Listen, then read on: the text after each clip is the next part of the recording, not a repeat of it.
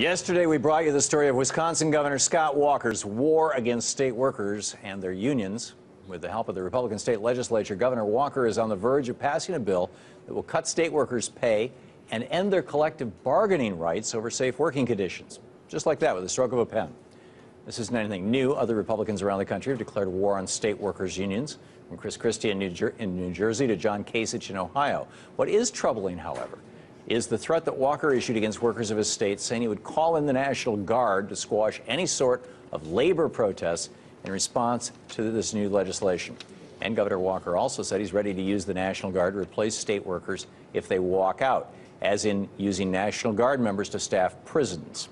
So shouldn't there be more outrage that Walker is threatening to use the National Guard as an intimidation force against his own workers? Here to offer his take on the issue is Seton Motley, president of Less Government. Seton, good to see you again, Thomas. Good to see you. Why do you hate democracy in the workplace and average working people? I think public unions are an abomination. They have driven budget after budget into the ground. We're up. Many states are upside down, and it's not just the Republicans. Wait a minute, it's not just Republicans. People go to work Andrew for the Cuomo in New York. Screw them. That's your attitude. No, they make 31% more in wages and 68% more in benefits than the private sector. You know that's absolutely BS. That's the Bureau of Labor Statistics. The Bureau of Labor. If you look into these numbers, what you will find is that for anybody above a high school education, anybody who's got any kind of graduate degree, this is an aggregate. This is everybody. I know this is everybody. Yeah, that's because that's including the janitors. You take out the janitors, and what you find is the vast majority of people who are working in federal, state, and local governments, people who have degrees, people who are like teachers, people who are like scientists working in the FDA, people, all these agencies, that they're all making substantially less than they would. No, they're not. Absolutely, they are. They absolutely are. And public sector unions. I'm not going to let you get away with these lies. They are. I've got the numbers in front of me. I'm not lying. Look the Bureau of Labor at the Statistics. real numbers. That's the aggregate. You're telling me public sector unions should be abolished but anyway. Beyond that, they should be abolished anyway. The taxpayer. So if you decide to go to work for the government, just because you happen to go to that employment office and you happen to get that job, then the response of the government bureaucrat who's your boss should be able to say, "See, screw you." Or I don't like the way you're looking at me. I'm going to fire you. You won't have sex with me, so I'm going to throw you out. Private sector. Or hey, you're 12 years old. There's no laws on the books that stop any of that anyway. Actually, those are all things brought to us by unions. No. They absolutely are. Unions have been richly rewarding mediocrity for over 100 years. The child labor laws in this country were brought to us by unions. 6.9% of the private sector is now unionized. Almost 40% of the public sector. Public sector unions should be abolished. FDR thought they were a terrible idea. He never implemented them. Not true. Yes, he did. They didn't create them until JFK wrote an executive order in 1961. And the reason it's a bad idea and the reason it's turned all these budgets upside down that was purely at the federal level.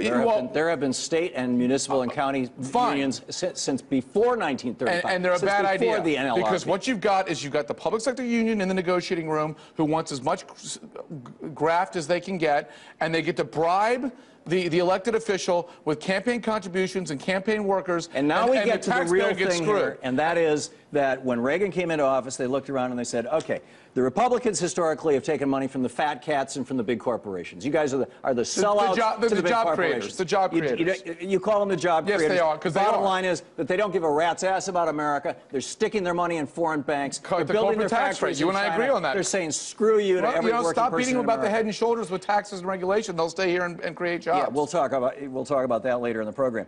But in any case, the whole point is the Republicans knew that they don't give a rat's patootie about the average working person. No, the average working person isn't in a union. 6.9% of the private sector is in the union. At the time that Reagan came into office, 35% of the workforce was unionized when Reagan came into office. No, it was 20.1%. I have it here from the Bureau of Labor Statistics. It was 20.1%. It was already declining. Okay, let's say it was 20.1%, whatever it was.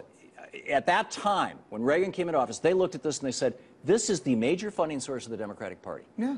The Republican Party gets their money from the fat cats. So what happens if you're a Republican member of the union? The Democrats get their money from working people. What happens if you're a Republican member of the union? So the campaign is to defund the Democratic Party. No, it's and that's why you want to take out the public employee unions, because they're the last substantial unions left. Yeah, well, they're the only ones. What you're all about is destroying the Democratic Party. Well, and I'm about it. What do you like about a one-party state, Seton? Why is it that you want a one-party state? The unions are demolishing state government pensions. Oh, nonsense. What demolished state government pensions was your banksters, your billionaires on Wall Street taking the money that had been invested in Wall Street by those people. Wait, that was and crashing the whole system. It was in 2008. It was your Phil Graham. Your Republican Phil Graham. You guys are the ones that deregulated the banks, that destroyed the pension funds that were invested in Wall Street. In 2008, were these states in trouble? Shout as loud as you want, Steve. I'm not shouting. You're shouting. Everybody in America knows you've lost control on your own show. And the Republicans You've lost control the on your own show. That deregulation of the banks is what brought about this disaster. In 2008, was California already going broke? Yes. Was Wisconsin already going broke? Yes. In 2008, absolutely. You're talking about a year and a half after George Bush's Great Depression? About the Great Crash? Of course they were. Their tax receipts were all in the toilet. It's because of union pensions and union No, it's because benefits. there was mass unemployment in their state. No. Their revenues were going down. No. Their tax revenues were going down. New York, number 1, 73% of the public sector is unionized. Seton. 3, Hawaii, 67% unionized. Look at today's Financial Times.